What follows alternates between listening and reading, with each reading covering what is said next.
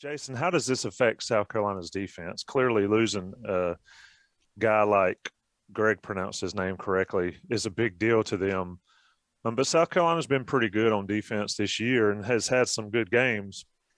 Does Carolina take advantage of that specifically, or is it just sort of they're going to do what they're going to do and attack South Carolina as they would have if this guy was playing? I think they're going to mostly attack as they would have. The biggest difference is that I think this allows Carolina to be more balanced. And that's the thing. If you look at South Carolina on the year, like you said, they've had some good performances. I mean, the blowout of Florida.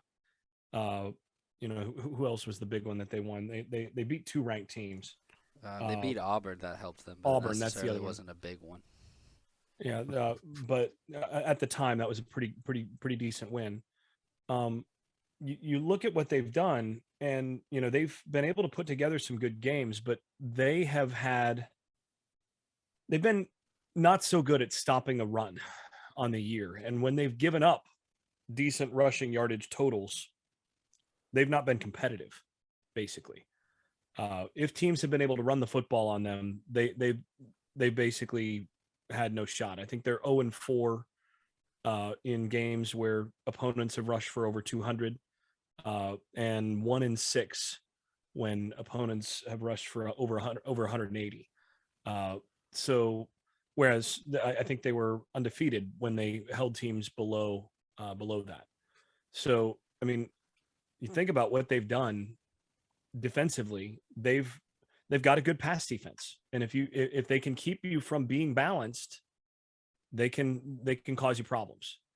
So I think that's one of the things that if you're Carolina, you're coming into this game and you're saying, okay, the core thing against this defense, the way that they've looked this year, is they've given up some rushing yardage, and when teams have been able to take advantage of that, they've consistently been able to beat that defense. That's where that comes from. That's where your success is going to come from. And that's been true for Carolina too. When Carolina's been able to run the ball, they've had a ton of success because they've been able to be balanced. So I think that was going to be the plan coming in. I think that's going to be the plan now. I do think that the absence of some of these guys and that one in particular, those are going to make things a little easier on Carolina in that respect. But I don't think it changes what they're planning on doing.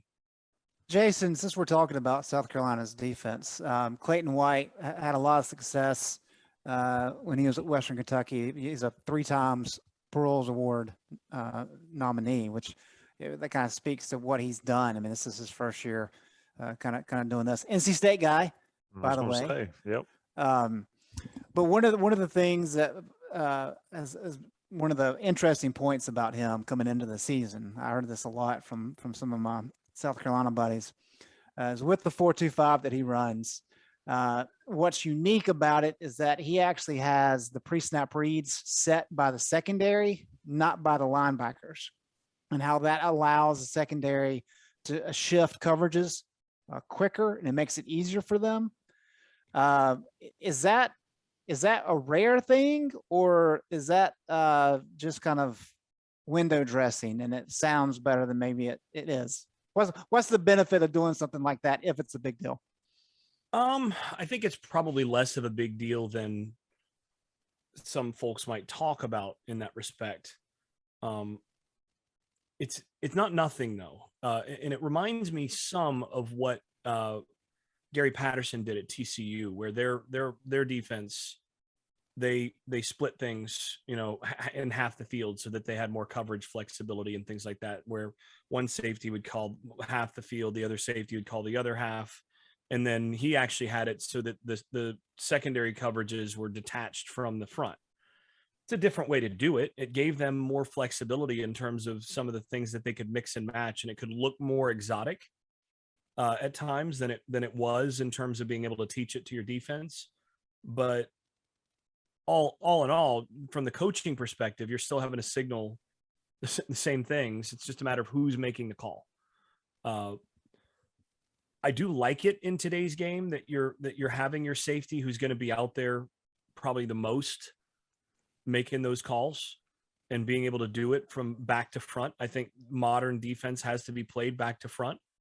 so that you're not put into positions that are disadvantageous. So I mean, I think there's some benefits to that in the sense that your safeties can kind of see the whole formation a little bit easier, and it puts them in a position to be able to do more.